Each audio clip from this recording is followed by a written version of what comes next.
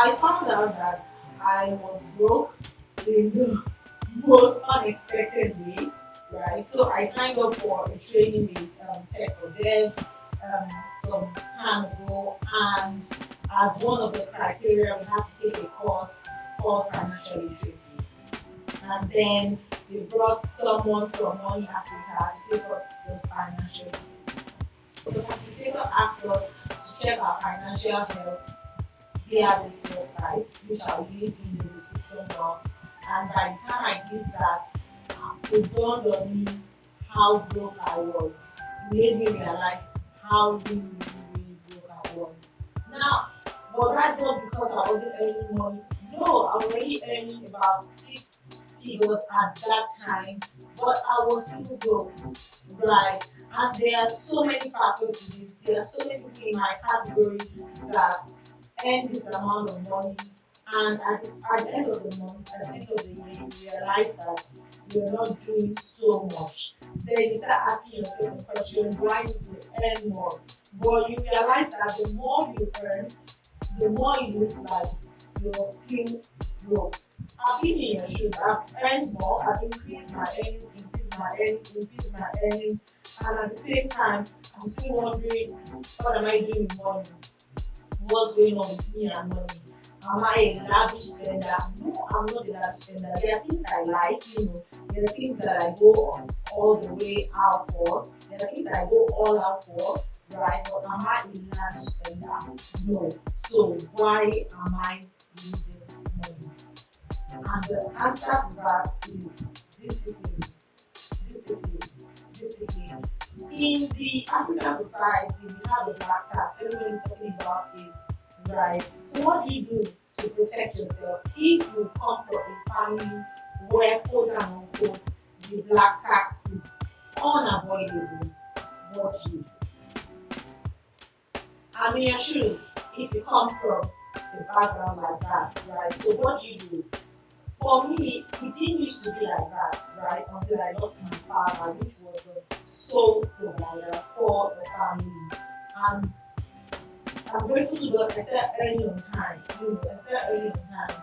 And it meant that the taxes came to me as soon as I started earning. But I needed discipline to ensure that aside catering for everybody, I'm still able to cater to my own needs. I saw a quote somewhere that if you end up helping everybody that needs help, you will later end up needing help. What does this mean? Put a cap on that tax that you're giving to family.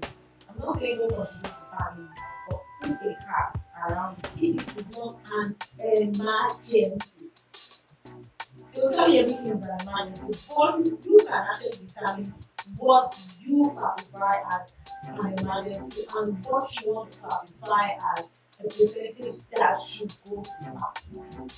So what I have done is I capped out a particular percentage. This is for family, and once that cap has been exceeded for a particular month, I promise you, you have to wait till the following month, except it's an emergency. And my emergency has criteria. So if you don't meet my emergency criteria, I am not going to recommend that expense as a criteria. You need to find alternative to source for that fund that you need for that particular expense. If I don't have it highlighted as your regular monthly expense and doesn't fall into the emergency criteria. That's what I do when it comes to family. So what do I do when it comes to personal, right? I've taken out when it comes to personal spending, I've taken out the percentage that I want to allocate to family. So I then apportion a particular percentage for my running around, car fueling, utility, this, that, and that. I allocate a particular percentage to that. Going out to see the movie, how many times do I want to see a movie in a year? Do I want to do quarterly? Do I want to do monthly? How many times do I want to show up at someone's wedding? How many people's actually can I really afford to pay for this month? Is it compulsory to buy the actually, or I just wear the lace in my wardrobe? if it matches your wedding color, pick something where you need to show up at that event. Can I convert my transport into a cash gift instead? So these are the alternative ways of limiting your spending. If you need to show up at that wedding, like my ladies now, you buy village ready, you sew the dress, you plan for your makeup. If you don't have a car, you take your cab to and fro. If you have a car, you have to follow your car to and fro. If someone is tagging along, they're not contributing to your wedding, and that's on you. So by the time you end up adding all of this, you realize that the chunk of the salary is gone already, and you're earning and looking like you're not earning. Another thing I would say is benevolence. Benevolence is good. You can help everybody. But like I said when I was talking about family tax, if you end up helping everybody that needs help, you will later need help. And now you start running to different loan sharks, borrowing from here. Borrowing is good, if you want to use it to generate more income. There is positive risks, not all risks are bad, there can be positive risks. So if you're borrowing for the right reasons, your borrowing is good. And if you have the means of repayment, then you might opt for borrowing. But borrowing should not be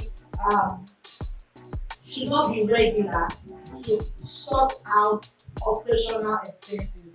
If you understand what I mean. What I mean by operational expenses, in your daily life, you want to buy food, you want to make your hair. Money you took from a loan app shouldn't be for making your hair, it shouldn't be for buying food in your house, it shouldn't be for recharging your prepaid meter or if you go for sale, it shouldn't be for telephone expenses, it shouldn't be for professional costs, long and short for now. Then what else I would say, which is the first thing you should do, have a percentage that goes into savings. Have a percentage that goes into savings and deduct that first. Deduct that as source for the salary. It doesn't have to be a huge amount. You can start off with something small. There's something they say about little drops. Make it something very small that you won't even realize that you have deducted from your income. Do that immediately. You receive your salary. Immediately you calculate your profit if you are a business person. Deduct that amount you want to save and have it locked up somewhere in an investment account or something like that. Do that deduction monthly. Now there's something I learned after the class called emergency fund. I realized that I'm doing this, and I don't have emergency funds. So if there's an emergency, I have to then start running around like someone who is earning for the first time. Whereas I've been working for some time and I should be a little bit relaxed when there is an emergency. I should be able to call for funds where I have it that I can quickly convert into cash. Like readily available cash. Like I should be liquid somewhere that is not part of my operational expense. That is called emergency fund. Money that is somewhere that you can call it as soon as it is needed. That is your emergency fund. And your emergency fund should be like 3 times your monthly expense. In case you're out of job, you should be able to live for the next 3 months like you were never out of job. So you need to have an emergency fund.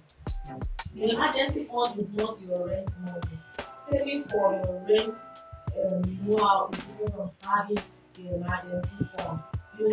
Have a percentage that goes into your. You can have different kinds of savings. You can have savings towards your rent, savings towards a big project you want to do, savings towards this and savings towards that. Don't just have free savings everywhere.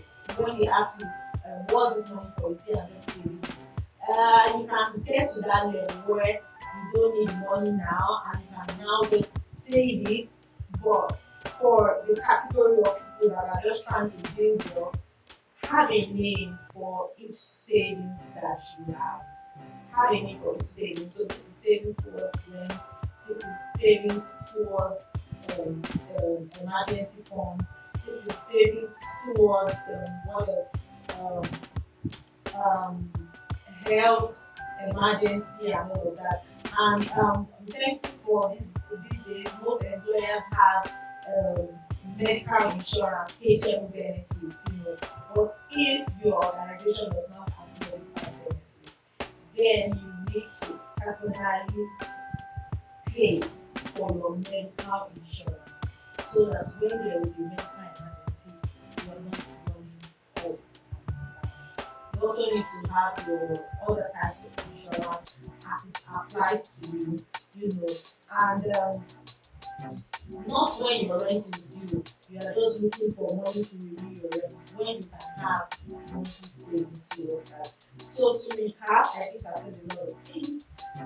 Have a cap on family related expenses. Have a cap on third party related expenses. So family related expenses one, third party related expenses including gifts, birthday gifts, wedding gifts, just please run me 5k. If someone says run me 5k, collect your 5k back. Run me 2k, collect your 2k back. Run a cap on benevolence.